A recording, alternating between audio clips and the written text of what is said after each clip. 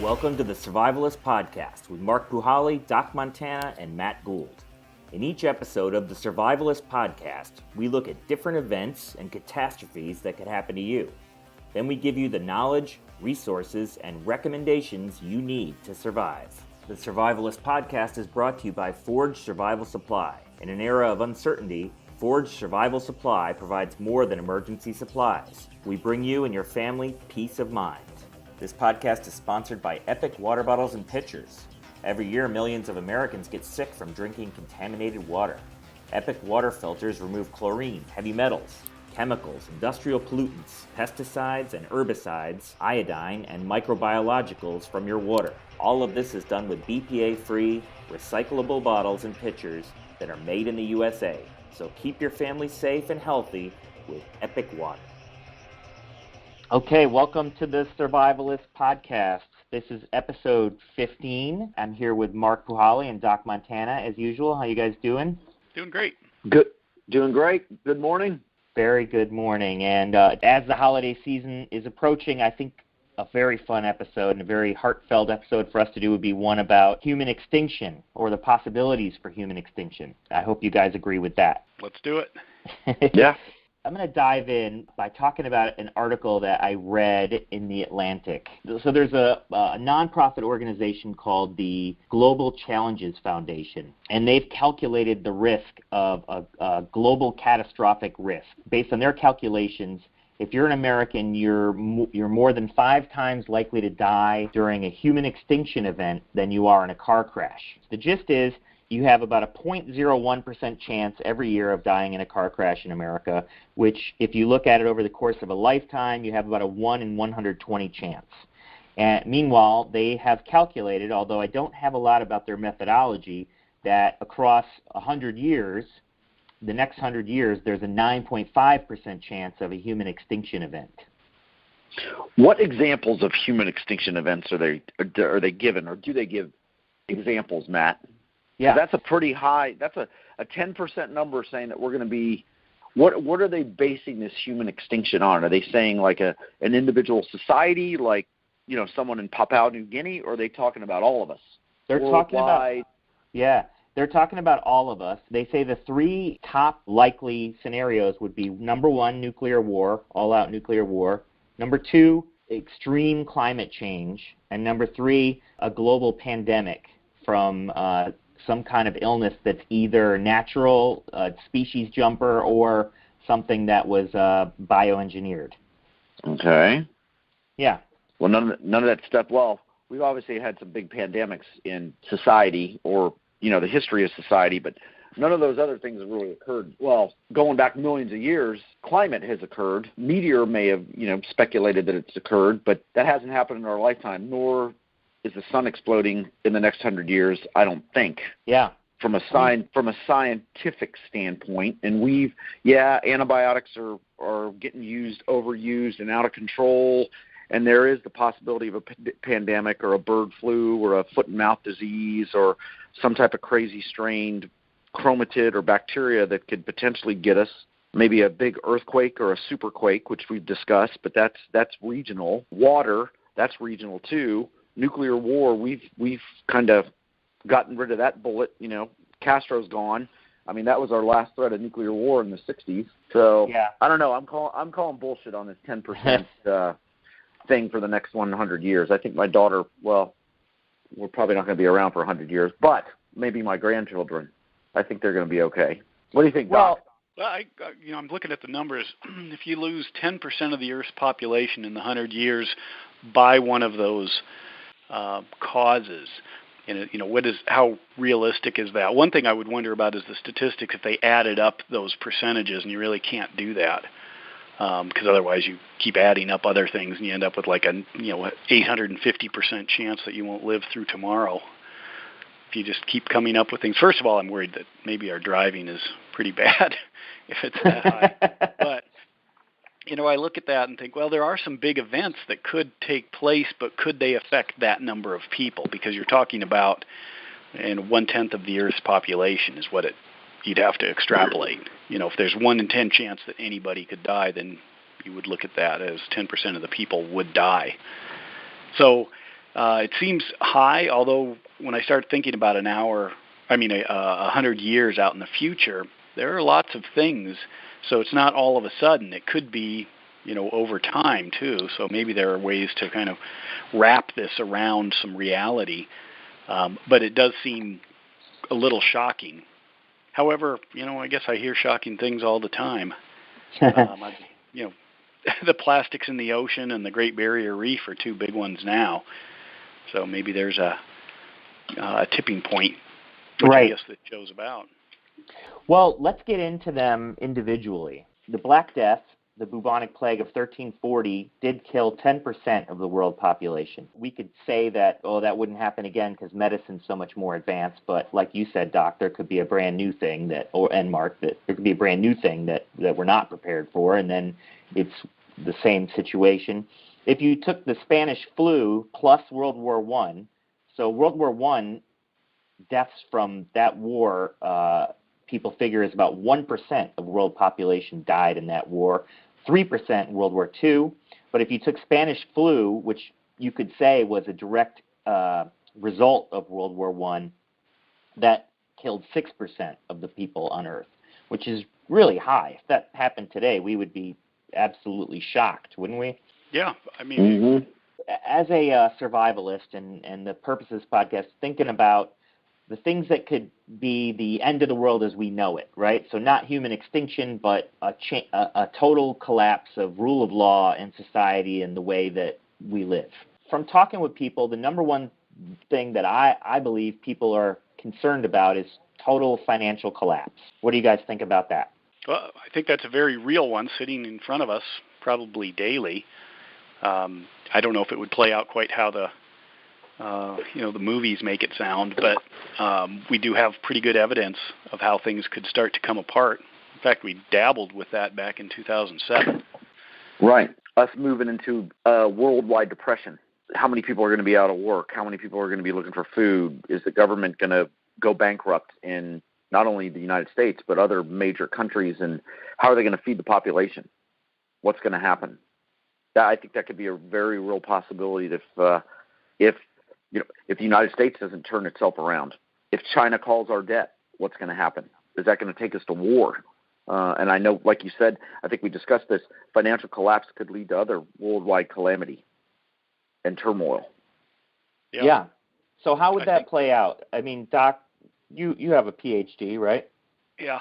When you look at this, though, there's a danger before we get into maybe the actual mechanism in that this is one of the main threats to our way of life that we could actually instigate ourselves at any time and make worse through panic.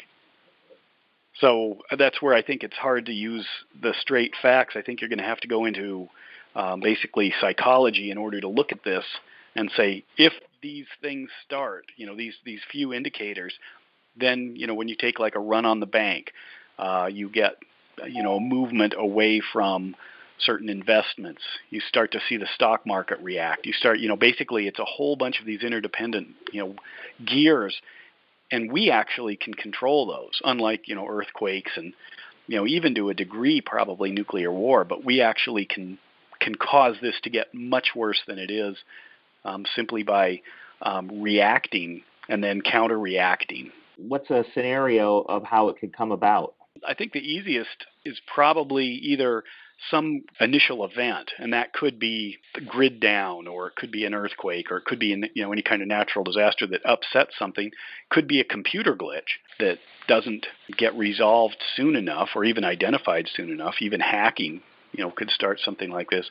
But then once you start to get a movement, a self-protection movement that we each play a role in, because we're all, concerned about our own financial well-being, our own food, everything else, I could see, basically that snowball starting to roll down the hill, turning into an avalanche. And then there would have to be some step in by governments, maybe close banks, which probably will make things a little bit worse. And then depending on what the political situation is in the world and with other, like with China, then I could see maybe some protectionism, closing the borders, closing off our financial stream from others, which then could create bigger problems. So it's almost like a Mexican standoff where everyone's pointing a gun at everybody else, wondering, who's going to either put their gun down first and open their banks, or who's going to shoot first. The issue is, in a way, that we've had such, maybe this is naive, but we have such extreme division of labor that no one knows how to provide for themselves anymore, right, of the general population. So people don't know how to grow food. People don't know how to store food. And if you're a writer or an insurance broker or a stockbroker, you have no clue how to survive. I think so. I mean, that's a common theme. What do you do with a hedge fund manager on the deserted island? Are they prepared to, can they forage for food? Can they look for food? Can they find edible plants? Can they grow a garden? Can they hunt? Can they dress an animal? Do they know how to move in the woods? Where are they? For example, you're in Jersey and you work in Manhattan. There's not a lot of vegetation around that you're going to be able to forage and eat. There's not a lot of wild animals in Manhattan and/or Jersey. You're going to have to go west to try to find food. And do you know how to do that? When's the last time you shot an animal? When's the last time you've put a weapon in your shoulder and tried to kill something? And I'm not saying you, Matt, but I'm saying you in general for the general population. How are they going to be able to do that? Do they have a garden? Do they have a little herb garden in their house? Herbs, they're not going to last long. If you live in an apartment in a high-rise building, where are you going to get food from? Are you going to catch pigeons? Are you going to go fish in the Hudson? And again, I'm using New York as an example, but do you have the skills to survive? And if you have 3 kids, a wife, grandma and your mom and dad, or anybody else living in close proximity, how are you going to provide for them if you don't have the skills to do it? So I guess just to back up, all the really catastrophic events that could end the world as we know it, a lot of the preparation for this events, they're about 70% the same, right? If you look at the important 3 things, we joke about bullets, beans, and Band-Aids. Basically, you're talking about security, you're talking about food, and you're talking about medical care. It's just a quick way to kind of organize your preparations. Have you covered those major areas? One thing, when you talk about a city, the sheer number is, even if FEMA stepped in to, what's the population of New York City? Like 8 million or something? Yeah, it's about 8.3 million within the city. Okay, so let's say it's 8 million. 8 times 3 is 24. If FEMA walked in and said, don't worry, folks, we've got 100 million meals here. Well, assuming you got to eat, 3 meals a day, that would take New York City 3 days. 100 million meals, or 4 days, excuse me, because you're 8 million times 3 meals a day is 25 million roughly, or 1/4 of 100. So even if you had that kind of stockpile, which you don't, which sounds astronomical, it's a tenth of a billion meals, it's gone. 4 days later, week hasn't even ended, the dust hasn't settled, and you're out of food. And that's, if you think about 100 million meals and how many semi-trucks that would be, and just the logistics of it and the distribution of it, and it's impossible, completely impossible. So when I look at a larger city, and then even when we throw out hunting, which isn't going to last, because first of all, you'd have the challenge of it. Second is, I think people would take everything. We have seen that in other countries. Everything they could shoot at, they would shoot at. So it would be pretty much over within a region of, say 100 miles around New York. That'd be it. And then coming out west, that's a long ways to go with no food. So the whole thing breaks down pretty fast. You're stuck. So then it becomes your personal survival. Even trying to fish. Can you imagine 1 million people lining? I mean, I've been up in Alaska during the salmon runs, and you've got the people along the bank, and then you've got the people in waders, and then you've got the people in the high waders and boats, and they're just lines everywhere, and that's probably a couple hundred people. Imagine 1 million people running down to the river and trying to fish. It'd be like a rock concert along the edge. There's no way. And the fights and the panic, and so even if you could have that romantic idea of Tom Sawyer on on the riverbank tossing his line in, a million more people around you. I mean, it's totally not going to work.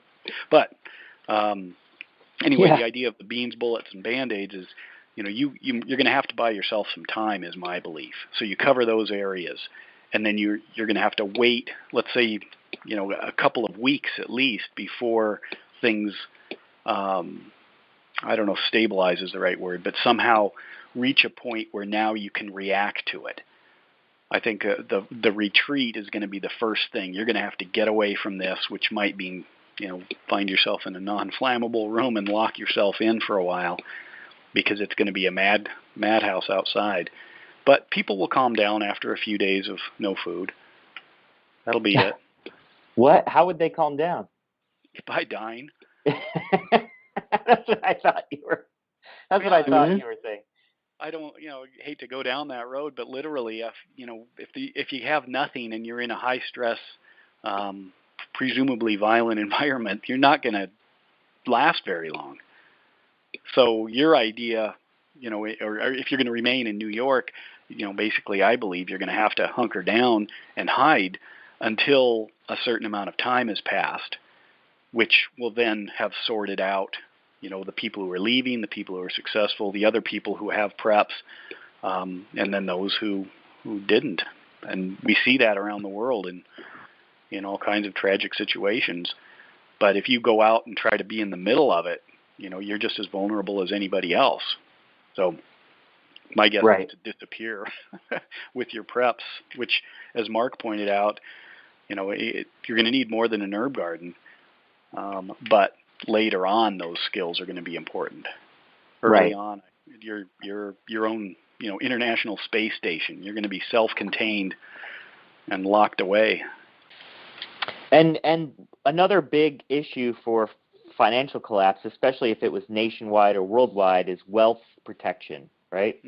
Tell me about what that means and what you'd have to do. Well, wealth is a function of having something of value beyond just you. Your photo album is of no value to me. Might be the most important thing on the planet to you, but I wouldn't give you a handful of grapes for it. But if you get into things that do have some sort of value, a lot of people look at precious metals because everybody since the Egyptians forward has placed value on it. So we kind of agree that somehow this will become valuable. Of course, the problem is using it in any kind of a trade system. In the old days, you used to have to literally file off portions of your gold, into dust or something in order to, that was your change, your pocket change. Obviously, having food, having tangibles, weapons, a military-grade hardware could have a significant value, and we do see that around the world. In fact, we even deal with that now, food for arms. But then also the concept of land, if you believe the government is going to retain power and our land ownership rights are going to, move along with us into the future, having property or having buildings or something like that can be a tangible form of wealth. The idea of dollars is where people start to get pretty nervous, and the dollar may continue to exist, but as a lot of economists point out, when you get into the inflation or into the reduction of its value, that you might be middle class making $100,000 a year. Well, all of a sudden that money you have in the bank is now worth 1/10 of what it was. Well, you just shoveled, a huge percentage of people into poverty, and you're right next to them now. And I wonder about precious metals. I did a documentary earlier this year in Papua New Guinea where this culture, they have a lot of gold on this island, but they never cared about gold. They would see a gold nugget in the river and pick it up and try to kill a bird with it. It meant nothing to them. And do you think that in some sort of post-apocalyptic event, why would the precious metals hold the value? Is it just because, is there something primal about it that people want to have, or? Well, but some metals do, because they can be turned into something else, but not soft metals like gold. I think what it is with gold is it does have some characteristics, its density, that it doesn't tarnish.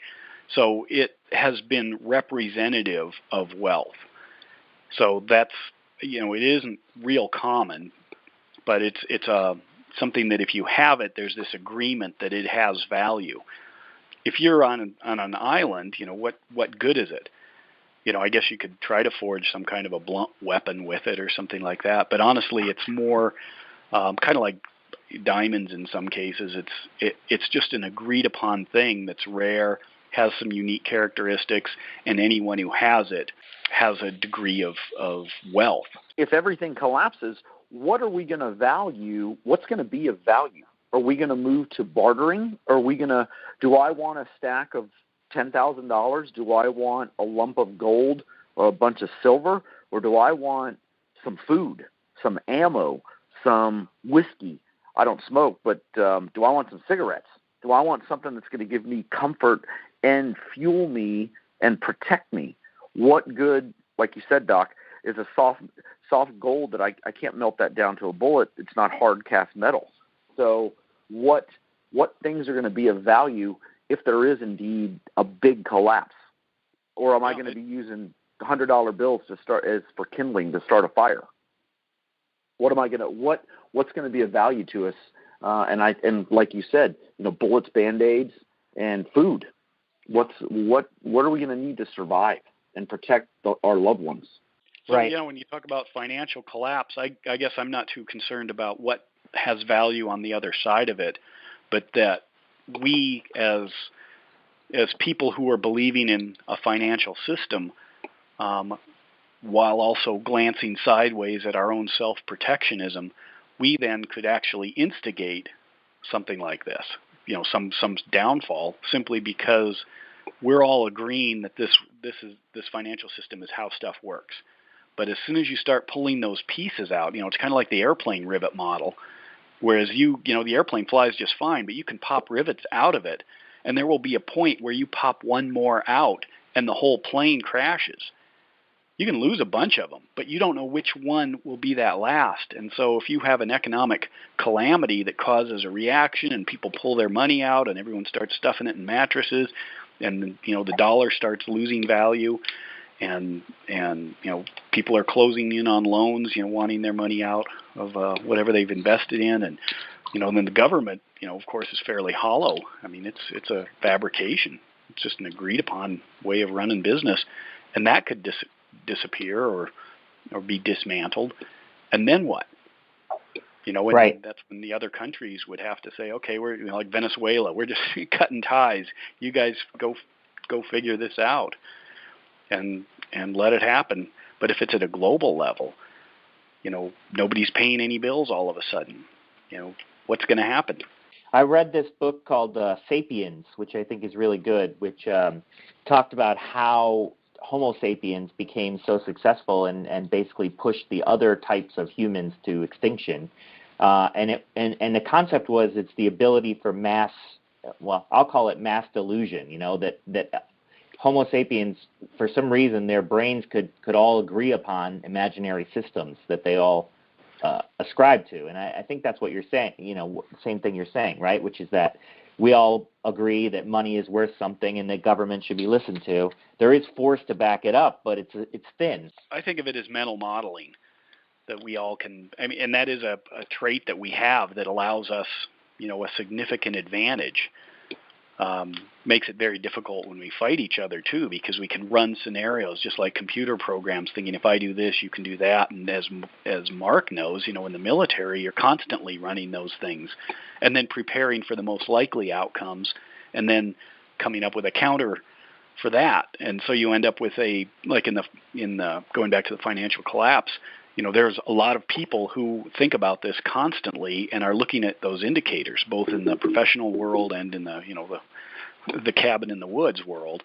And I believe a lot of those folks are probably using many of the same metrics, but some are a little more reactionary. But if you had a computer glitch that caused the stocks to drop and there was a panic, but we couldn't figure it out overnight, it took weeks, I think you'd start to see a movement where these mental models that people have created to keep themselves sane would all of a sudden start to come into play. You would see them dumping things, kind of like when gas prices went up and you couldn't get rid of an SUV. Your car, your $50,000 Cadillac, was worthless. So I think we have dabbled in some of that, and we got a little clearer picture of how people react. I mean, they obviously weren't doing the numbers, because to get, $50,000 worth of gas is a lot of gas. Just because it doubled, you went from spending $5,000 a year on gas to $10,000 a year on gas, which is no reason to lose $40,000 of the value of a vehicle. But it didn't stop people, because they were looking at the gas pump price, and that's what they reacted to. Right. Make sense? Yeah, total sense.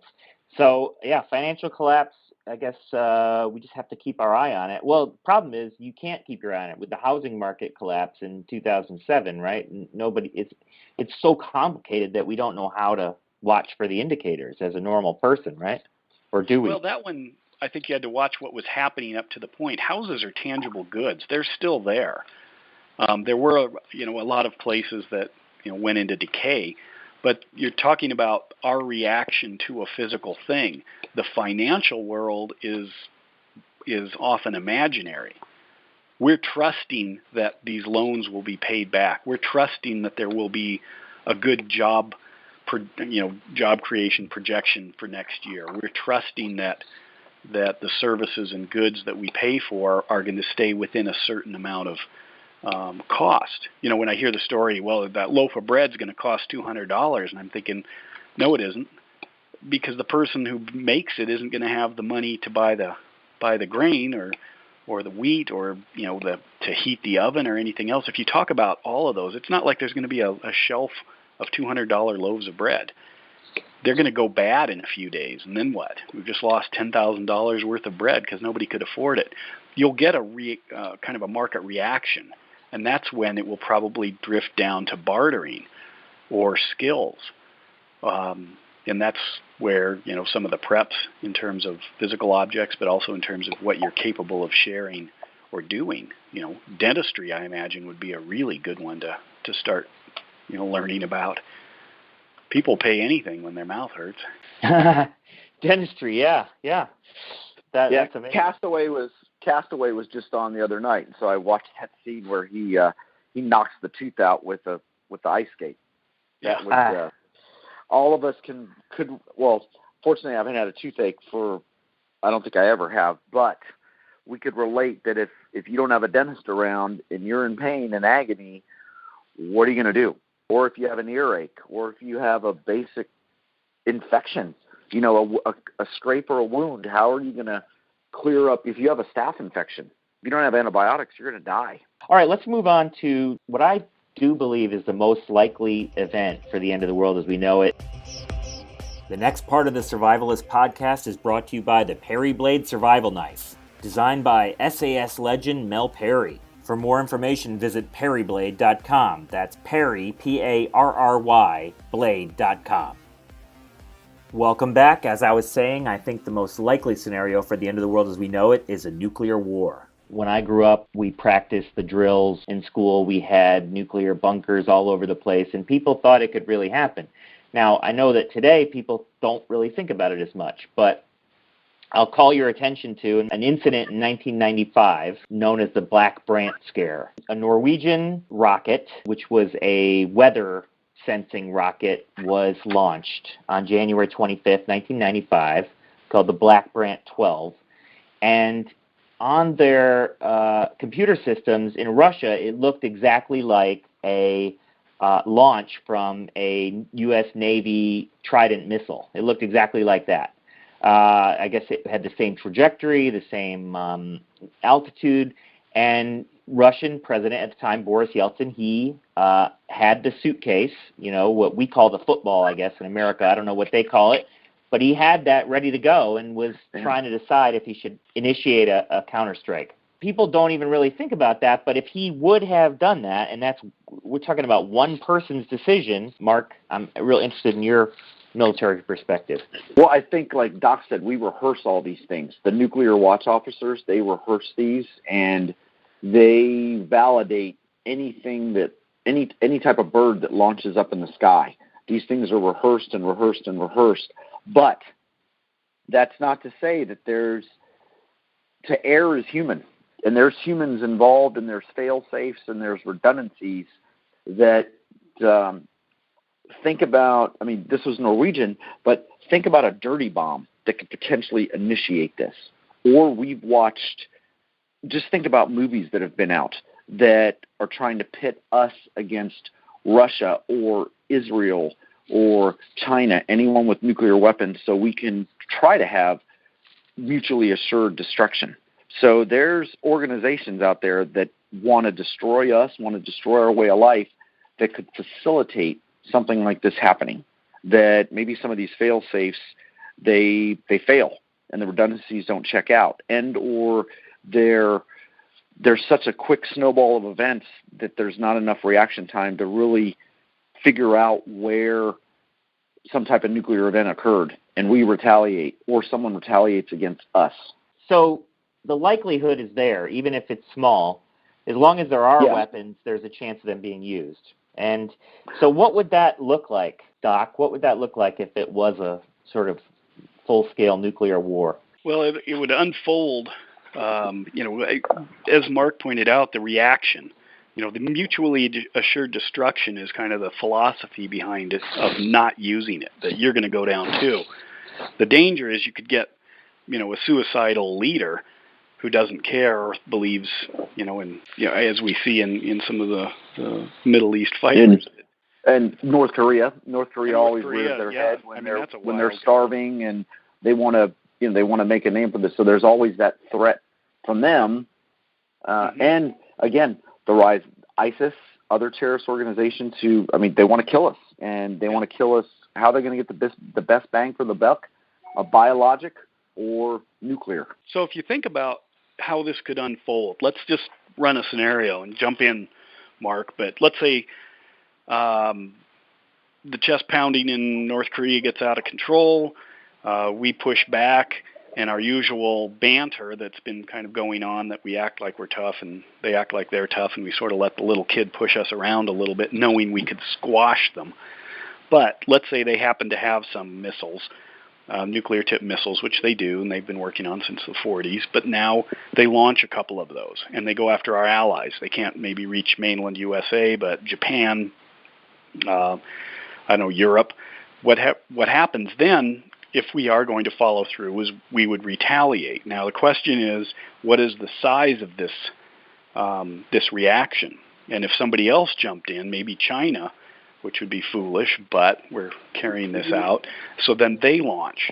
And there'd probably be a tit for tat until there was a point where it was all or nothing, if that was really what it came to. My hope is that, after a couple of them, there'd be such global shock that, everything would stop. But if to run this out, then there would probably be a significant launch. If you look at the targeting, and unless it's changed, Mark, I don't know, they'd probably be going after our silos or after our dense population centers. Mm-hmm. Yep. Where there's the likelihood of us having weapons, and/or aircraft, strategic ballistic aircraft, and the high population cities, our economic. They would strike military, economically, and then our population centers. Yeah. So if you look at the distribution, that's kind of all over. And what's worse is it tends to be in kind of farm areas, the Midwest, even out here in western Montana, or actually in central Montana, we've got, quite a few missile silos. So if those were contaminated, you've just cut the ability for the country to make food in the future, at least for quite a while. So if you want to talk survival, it might be those initial reactions were the small part. And now we're going to have to deal with the big part, which is how do you continue on? And it depends on the half-life of the radiation. It depends on the weather shortly after. Is it raining? How is this this fallout being handled? Right. Do we move into a nuclear winter? And how long is it? How long could it occur? I think of The Road, the book by Cormac McCarthy. Yeah. Yep. And the bleakness, the block of the sun, the fact that, chlorophyll can't produce without sunlight, punch it through the clouds because of nuclear fallout. It could be a very, very bad cascade. Yeah. I think the cascade is a big part. Once you start pulling those rivets out again, it's unforeseen things. When we get into, global climate change, that's what, the one that concerns me. When you start pulling those rivets out, with the oceans or the permafrost or something else, you get these feedback mechanisms. That's the next one, according to this same organization that predicted the odds of human extinction. That is the third leg of this scary triangle, I guess, is dramatic climate change. And I've seen predictions. Some scientists, a group of scientists, think there is a chance, a small chance, but still a chance that, the cascading effect could cause a rise in temperature globally between up to 50 degrees Fahrenheit is what is the very top end of how bad it could be. So do you guys think that's a possibility? Well, I think there's a couple of things to consider here. One is I think the scientists will always underestimate. I think that's part of science is you're going to take the lower numbers, not push things. Think of yourself. If you get a fever, your body temperature is roughly 99. Then you get a fever. When it's about 103, you're having some significant trouble. 105, you're struggling not to have brain damage. That went up 7 degrees, 6, 7 degrees. That's it. If you look at the way a system works, especially the Earth, if it went up 50 degrees, it really doesn't matter what it goes up to, because after it goes up about 10, it's pretty much over. It's not going to take 50. It could go to 1,000.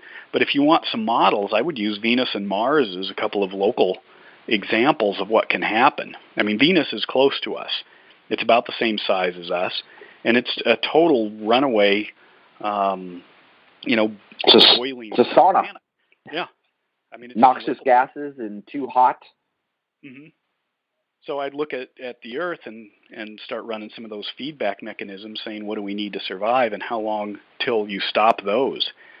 And it's not going to take a lot of temperature change to do that. But then even worse is a lot of the greenhouse gases are trapped, and we're coming up with creative ways to release those. So you're going to get this epic feedback mechanism, such as like the permafrost melting. Well, then you're going to have all of this this organic matter that starts to decay that was frozen, and now you've got a huge swath of the Earth that's now decaying, producing more methane. So you're going to get this monstrous spike. And we didn't do anything. We just raised it a little bit. Not only that, but then think about the littorals. Think about all the coastal cities where ocean levels are going to rise significantly, i.e. Manhattan, underwater. Well, and more than likely burning. I mean, like you're seeing the fires going on in Tennessee.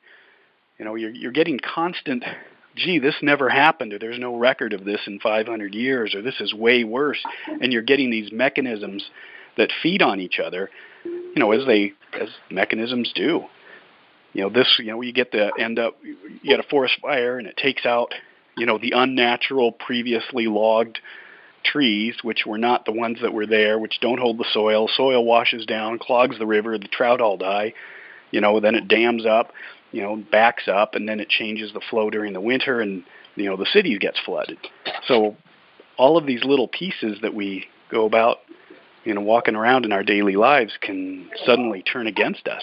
It reminds me of the book Collapse by Jared Diamond, which looked at all these different island communities, right? And it was deforestation. Right. Not only... Yeah, go ahead. Chapter 1 started just south of where I live, down in the Bitterroot Valley in Montana. Right. I mean, actually, that was the opening pages of that whole book. He's talking about the place I'm in, which most people couldn't find on a map. To oversimplify the book, it's a closed society, right, that ends up chopping down all the trees, which creates deforestation, which then makes the soil all leave, and then they can't grow anything, and then they all die. Is that sort of the gist of it? We could do that. With a stop at cannibalism before the ultimate end, I think, usually. Well, I don't think our reproduction rate is really high enough to sustain cannibalism. I just remember that from the book, that they would go and dig up the dead people and eat them. as like their last-ditch effort. Why not? That was an image. Yeah, go ahead. When you talk about digging up dead people, there's some concern that as things are melting, you might end up with some of those famines you talked about a long time ago. Well, those dead people are still around. They're just in the ground. So you could dig up old viruses and then, or maybe have those viruses emerge again because we've melted out the folks that died who had those ailments. So, you could actually weaponize this as well. Right. Smallpox, polio. Really, smallpox was a big killer. Well, so one thing I want to talk about is, a lot of people in America, we don't really have the metrics on who our audience are, although I would suggest that probably a large chunk of our audience voted for Trump. And Trump's a climate change denier, but preppers by nature have to see climate change as a real threat. What do you guys think about that? I think Trump, when he said that, was not being completely honest with himself, because we do know he has taken some pretty significant steps with his resorts around the world to prepare for change in sea level, rising temperatures. So you can play both sides, I guess. He's obviously he's doing what Trump does. I actually wrote about this in one of our shtfblog.com a while ago. He says these pretty dramatic statements. People think he's nuts, but then he backs down, and the back down statement is pretty far out, but it seems a lot more reasonable, and it's a negotiation strategy.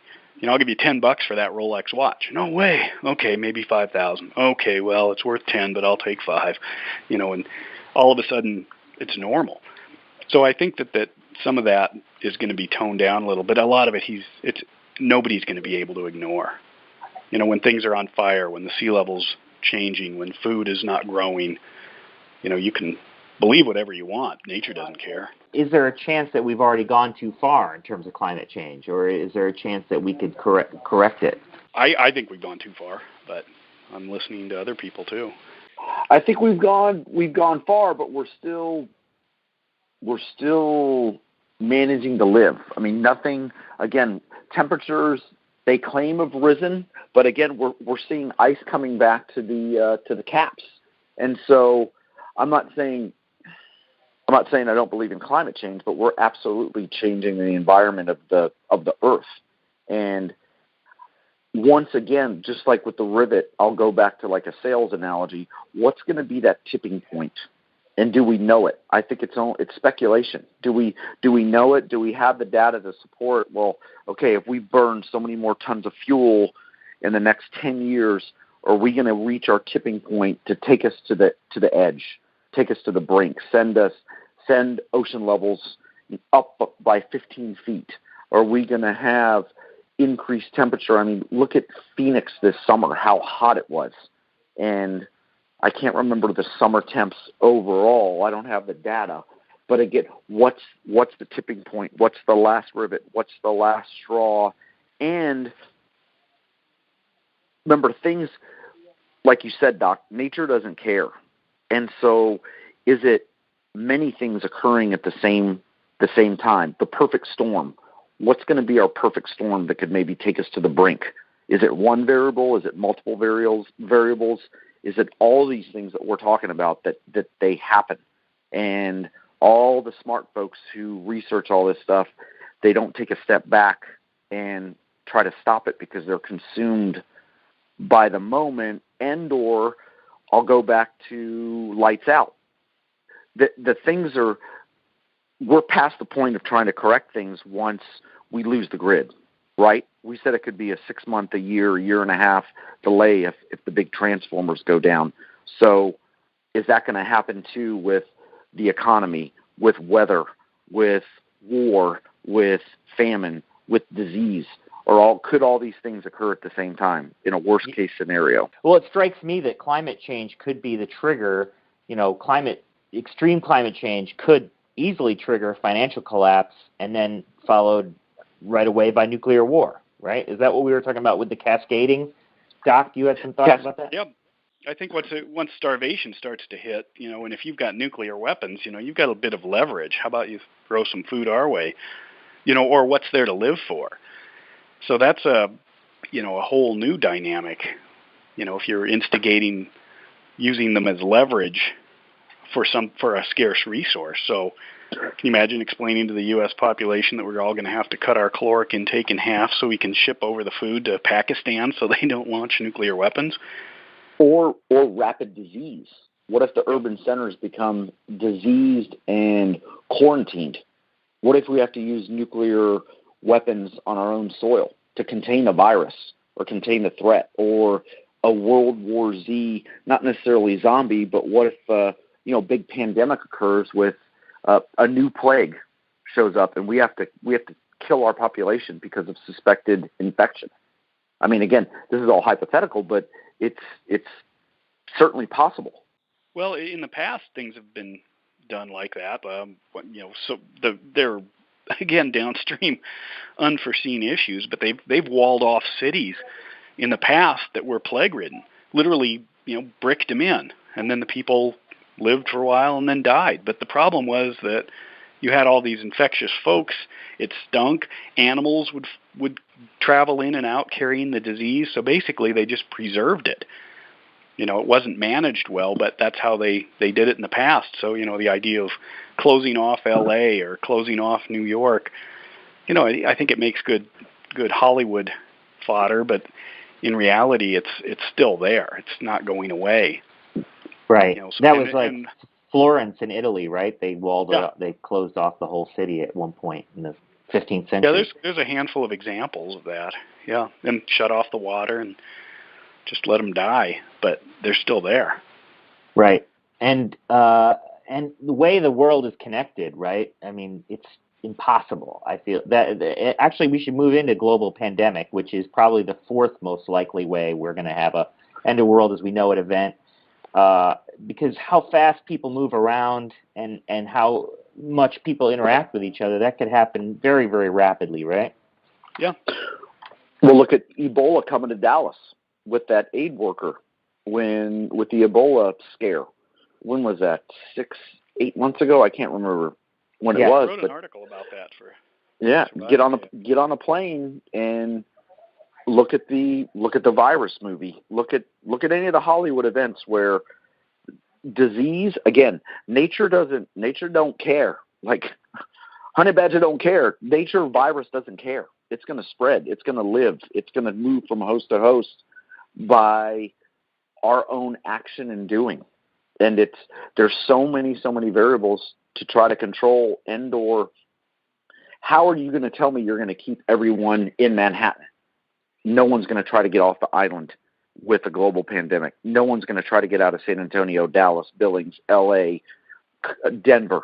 How is someone not going to escape? How are you going to not have porous borders in an event like that and order everybody into the home when people would rise up and break through a barrier to get out of there or go somewhere that could be potentially disease or infection free? And so with a global pandemic, there's two sort of thoughts. Well, one thought I have is about superbugs inside hospitals. I could be wrong on this stat, but I think the fifth most likely cause of death is catching a superbug in a hospital. That's because of overuse of antibiotics, right? We create these very, very smart pathogens that can take people out. And so one of those could potentially get loose. Another worrisome thing is a deliberate bioterrorism, right? Definitely, yes. Mm-hmm. You can run distribution projections on how disease is transferred, and literally when it will burn out, when it'll stop being a continuous threat. Either if you were going to be exposed, you have been, or you're immune.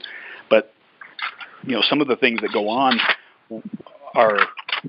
they're easier to model when they're natural. But if you start meddling with it, weaponizing some of these in both the distribution, making it airborne when it wasn't before, or having a massive launch in a concentrated area, you can't do that normally.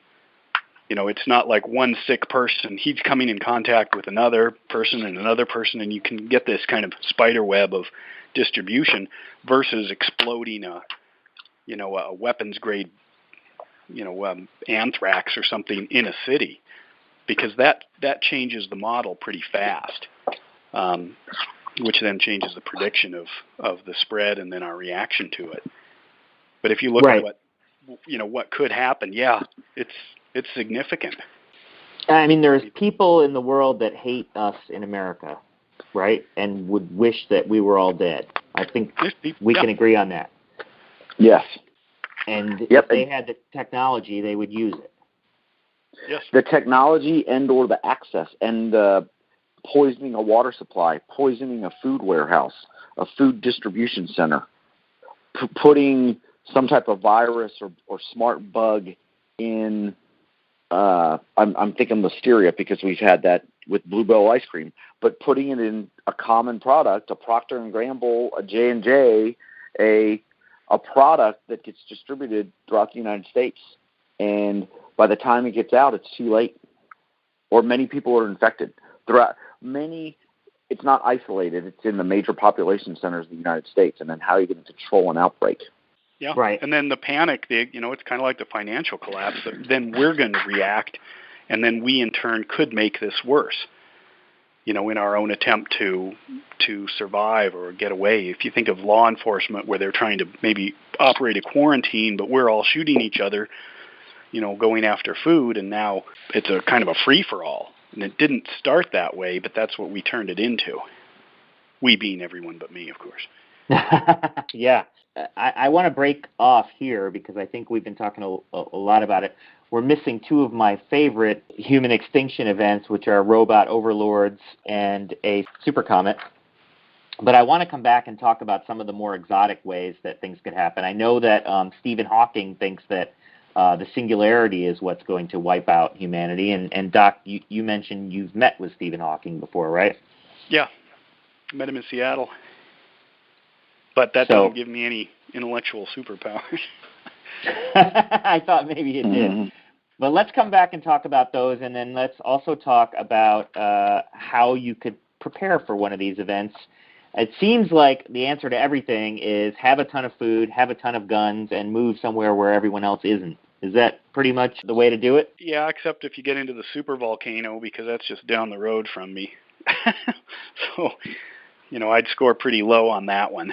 Right. Yellowstone Park and shouting distance.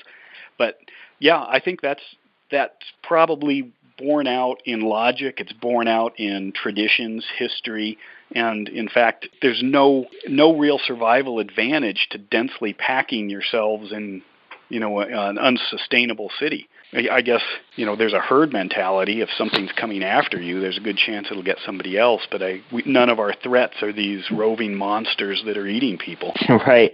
The herd mentality is interesting, I guess, and the fact that maybe from whatever government there would be left would be funneling resources to those places more so than isolated places. We don't really have any good evidence that works. We have lots of evidence that it doesn't. And just like where I started with those 100 million meals, that's not going to get you very far, if it was even possible. I mean, we've got small scale with Katrina or hurricanes where we can demonstrate how fast things break down and how clogged the roads get and how we turn on each other. So, if you had to gamble, you would gamble on isolation, initial isolation. So, happy holidays to you guys. And let's come back and talk about some of the more exotic end-of-the-world scenarios. Assuming we're still... Sounds good. Assuming... What'd you say, Doc?